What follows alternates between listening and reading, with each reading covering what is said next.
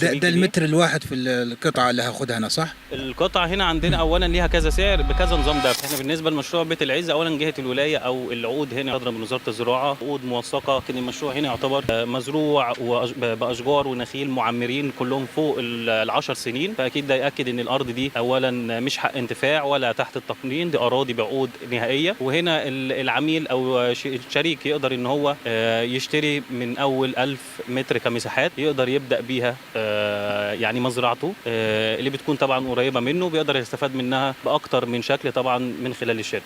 تمام. أنا كعميل النهاردة التقسيمة بتاعت مشروع بيت العز إزاي بقى؟ قول لي عليها بقى.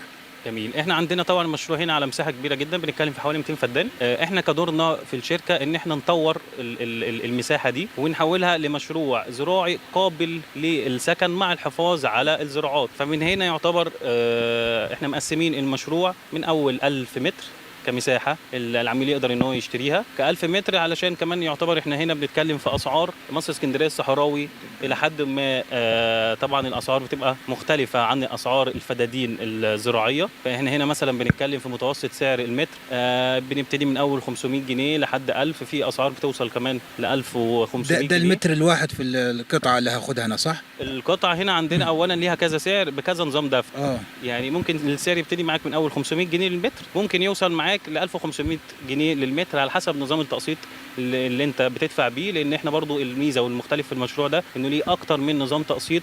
يمكن في نظام تقسيط او في عرض اللي هو خاص باليوم النهارده ان هو بدون مقدم وباقساط شهريه فقط.